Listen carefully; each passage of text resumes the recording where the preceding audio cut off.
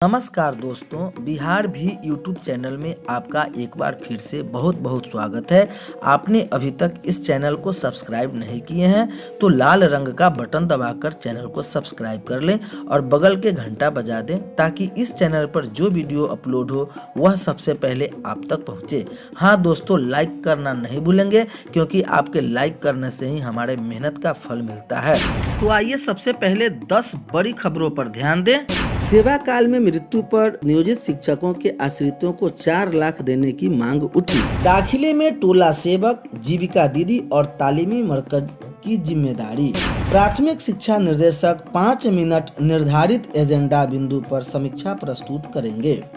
प्रधान सचिव द्वारा विद्यालय के पुनः लौटने के बाद बच्चों की लर्निंग क्राइसिस और विभाग की भूमिका पर चर्चा की जाएगी। निर्देशक द्वारा कोविड-19 के बाद बच्चों की शिक्षा में विद्यालय शिक्षा समिति, टोला सेवक, तालीमी मरकज, जीविका दीदी एवं जनप्रतिनिधि की बनेगी भागीदारी। नामांकन अभियान में सहभागिता पर चर्चा करेंगे। इसके बाद निर्देशक के स्तर पर आगे की रणनीति की जानकारी दी जाएगी। 9 चरणों में हो सकते हैं पंचायत चुनाव, मतदान केंद्रों की जानकारी तलब।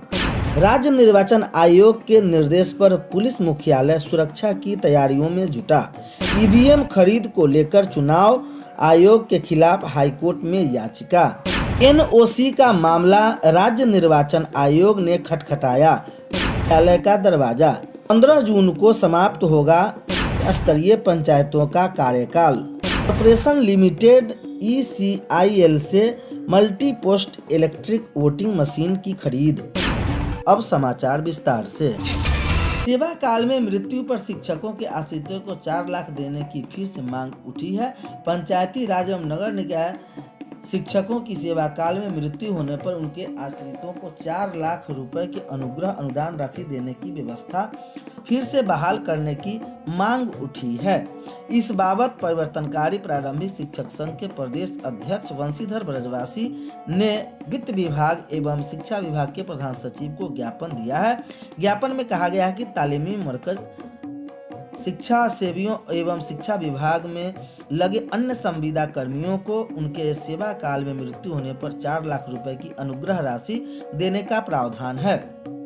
अन्य संविदा कर्मियों को भी ईपीएफ का लाभ दिया गया है और अनुदान की भी सुविधा जारी रखी गई है, किंतु नियोजित शिक्षकों के मामले में सितंबर 2020 से ईपीएफ का लाभ देने के साथ ही अनुग्रह अनुदान राशि की व्यवस्था को समाप्त कर दी गई है। इससे वर्तमान में सेवा अवधि में मृत्यु होने पर शिक्षकों के आश्रितों को नाम मात्र की ही सहयोग राशि नहीं मिल पाएगी। अभी शिक्षकों को ईपीएफ मद में हर माह मात्र 1800 रुपये अंशदान देने पड़ते हैं और इतनी ही राशि राज्य सरकार को अंशदान देती है।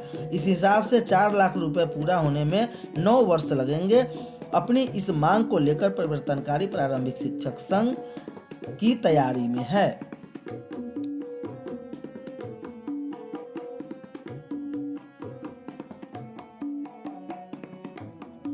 दाखिले में टोला सेवक, जीविका दीदी और तालीमी मरकज को जिम्मेवारी। अप्रैल से सरकारी विद्यालयों में नए सत्र की शुरुआत होगी। इसके लेकर अभी से शिक्षा विभाग ने तैयारियां शुरू कर दी है। 19 फरवरी को दोपहर 12 बजे से 1 बजे तक यूट्यूब लाइव के माध्यम से शिक्षा विभाग के प्रधान सचिव संजय कुमार की ओर से सभी जिलों के अफसरों के साथ नामांकन अभियान की तैयारी को लेकर बैठक करेंगे और आवश्यक दिशा निर्देश देंगे। बच्चों के नामांकन अभियान में विद्यालय शिक्षा समिति, टोला सेवक, तालीमी मरकज, जीविका दीदी और जनप्रतिनिधियों को अहम जिम्मेदारी भी तय करेंगे। प्रधान सचिव की ओर से वर्चुअल मीटिंग में सरकारी विद्यालय में संचालित कक्षा 6 से 8 तक के बच्चों की उपस्थिति के अलावा उनकी लर्निंग क्राइसिस और विभाग की भूमिका पर चर्चा की जाएगी। बैठक में सभी क्षेत्रीय शिक्षा उप निदेशक RDDE, जिला शिक्षा अधिकारी DEO, जिला कार्यक्रम पदाधिकारी DPO, प्रखंड शिक्षा पदाधिकारी BEO और प्रारंभिक विद्यालयों के प्रधानाध्यापक तथा शिक्षक शामिल होंगे, जो नामांकन अभियान के बारे में बताएंगे। प्राथमिक शिक्षा निर्देशक डॉक्टर रंजीत कुमार सिंह की ओर से वर्चुअल मीटिंग में सभी लोगों की सहभागिता सुनिश्चित करने का निर्देश दिया गया है। कार्यक्रम इस प्रकार होगा। प्राथमिक शिक्षा निर्देशक 5 मिनट निर्धारित एजेंडा बिंदु पर समीक्षा प्रस्तुत करेंगे। प्रधान सचिव द्वारा विद्यालय के पुनः खुलने के बाद बच्चों की लर्निंग क्राइसिस और विभाग की भूमिका पर चर्चा की जाएगी।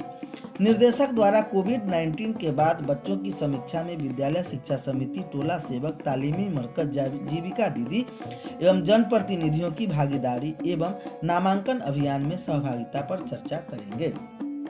इसके बाद निर्देशक के स्तर से आगे की रणनीति की जानकारी दी जाएगी। इधर 9 चरणों में हो सकते हैं पंचायत चुनाव। मतदान केंद्रों की जानकारी तलब। राज्य निर्वाचन आयोग के निर्देश पर पुलिस मुख्यालय सुरक्षा की तैयारियों में जुटा। ईवीएम खरीद को लेकर चुनाव आयोग के खिलाफ हाईकोर्ट में याचिका।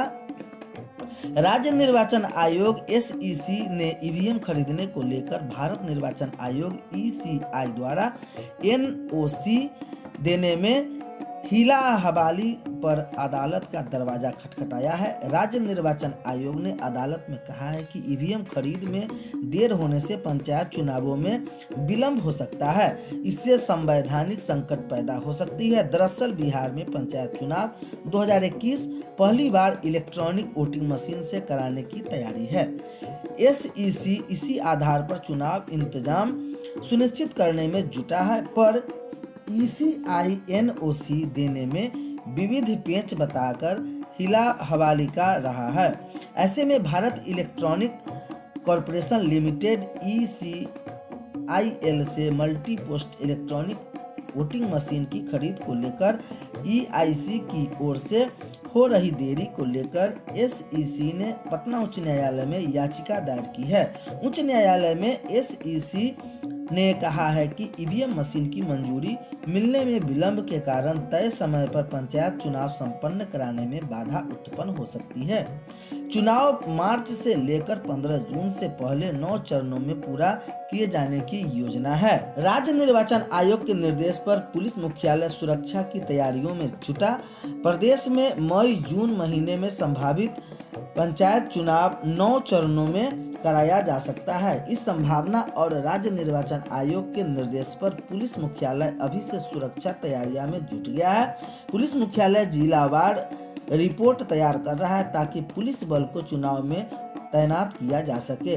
मुख्यालय सूत्रों से मिली जानकारी के अनुसार चुनाव के मद्देनजर पुलिस मुख्यालय ने सभी जिलों में जानकारी तलब की है। उनके जिले में कितने पुलिस बल की आवश्यकता है। असल में निर्वाचन आयोग ने पुलिस मुख्यालय से शांतिपूर्ण मतदान के लिए आवश्यक पुलिस और सुरक्षा बलों की मांग की थी, जिसके बाद यह कवायद शुरू हो गई है। इधर गृह विभाग ने जिलों के निर्वाचन पदाधिकारियों से यह जानकारी मांगी है कि उनके जिले में प्रखंडवार मतदाताओं की संख्या कितनी है, मतदान के लिए कितने केंद्र बनाए जा रहे हैं और वज्र गृह कितने बनाए जाने की संभावना है।